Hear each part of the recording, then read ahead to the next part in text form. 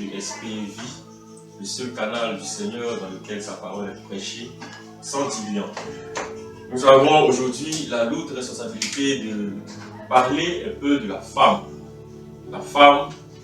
qui porte une grossesse, la femme en couche, la femme enceinte, celle qui est en période d'accouchement et celle-là qui même recherche un enfant.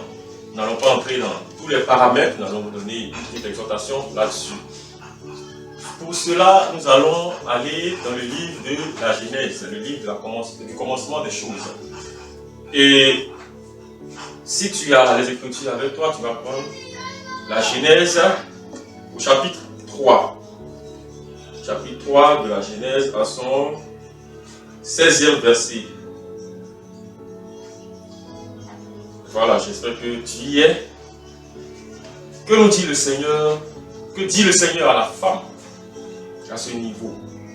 Je tiens à vous dire que là, le Seigneur était un peu déçu de l'homme et de la femme parce qu'on venait à peine de manger le fruit défendu, le fruit de l'arbre de la connaissance du bien et du mal. Et le Seigneur s'adresse au serpent, il s'adresse à la femme et ensuite il s'adresse à l'homme. Et pour aujourd'hui, nous allons parler de ce qu'il a dit à la femme lorsqu'il était dans la déception. Le Seigneur dit au verset 16 à la femme: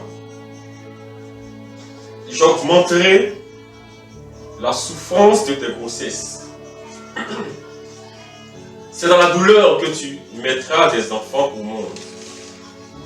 Tes désirs se porteront vers ton mari, mais lui, il dominera sur toi.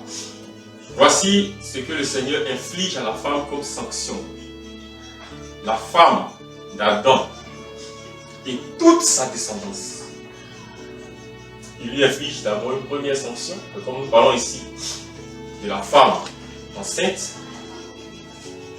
Nous allons parler de ce paramètre. Il y a d'autres paramètres dans ce qu'il a dit à la femme, qui concerne la descendance de la femme et la descendance du serpent, qu'il a mis en inimitié. Mais ça, c'est un autre message. Le Seigneur dit à la femme: j'augmenterai les douleurs, les souffrances de tes grossesses. C'est dans la douleur que tu mettras des enfants au monde. Le premier aspect, les douleurs de tes grossesses, les souffrances de tes grossesses. Du mois 0 au 9e mois, nous savons tous que les femmes rencontrent plusieurs difficultés. Et à l'accouchement, il y a des douleurs que le Seigneur a augmentées au niveau de la femme. Ces choses ne sont pas anormales. Ces choses viennent du Seigneur. Ces choses ont été infligées à la femme lorsque son époux et elle ont mangé le fruit défendu. Parce que le fruit avait été interdit à Adam par Dieu et la femme a incité Adam à manger le fruit. C'est Adam qui a reçu l'ordre de ne pas le manger. Adam l'a mangé parce qu'il a écouté sa femme. Donc, le serpent tentateur, Adam et la femme ont eu à chacun sa part de sanction. La femme enfantera maintenant dans la douleur. La femme portera maintenant ses grossesses dans la douleur, dans les souffrances. Et ça, c'est la femme qui n'a pas Christ. Il faudrait que nous soyons précis là-dessus. Celle qui reçoit Christ n'est plus sous cette sanction adamique-là. Elle est libérée de la condamnation, elle est libérée de toute autre condamnation, elle est libérée de toute malédiction. Parce qu'il est écrit dans Romains 8, au verset 1er, qu'il n'y a plus de condamnation pour nous qui sommes en Christ, nous qui marchons par l'Esprit de Dieu et non selon la chair. Alors, si une femme connaît des douleurs à l'enfantement, ceci est, je peux dire, normal puisque Dieu lui-même l'a institué comme sanction. Mais si une femme meurt à l'accouchement, cela n'est pas normal. Parce que le Seigneur nous l'a dit, nulle part que la femme mourra lors des accouchements, lors de l'accouchement. Aujourd'hui, il y a des choses que les gens trouvent normales. Les accouchements par césarienne, les morts, malheureusement, de nos mères en couche. C'est pas normal, c'est diabolique, c'est un système du diable, c'est un du diable. Il y a des choses à combattre de façon spirituelle. Il y a des choses que nous ne devons pas tolérer dans le royaume des cieux. Des choses qui n'entrent pas dans le royaume des cieux. Le Seigneur n'a jamais dit à la femme que tu auras des douleurs dans ta menstruations.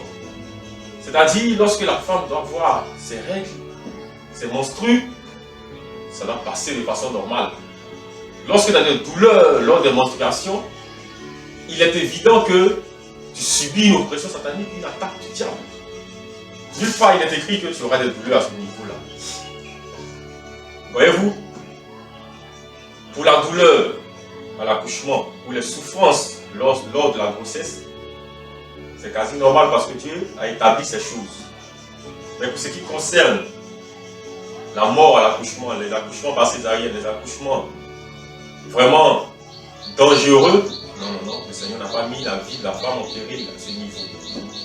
Et le livre de la Genèse 3, à son 16e chapitre, à son 16e verset, est clair là-dessus.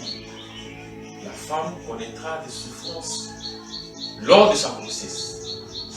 Elle connaîtra des douleurs à son accouchement. Parce qu'elle a mangé du fruit avec son homme. Le fruit de l'arbre défendu. Et aujourd'hui, pour celles qui sont en Christ, parce que nous sommes dans une nouvelle alliance, pas cette alliance vieille, mais une nouvelle alliance, en Dieu, le Père et nous, par Jésus-Christ, notre Seigneur, notre Sauveur. Donc toi, la femme, qui a accepté et reçu Christ, qui marche dans la vérité, dans la lumière de Christ, il n'était pas normal à toi de connaître encore ces difficultés, ces douleurs. Tu ne dois pas passer par ces douleurs. Tu ne dois pas passer par ces difficultés. Tu en es libéré. Romains 8, verset 1. Tu en es libéré.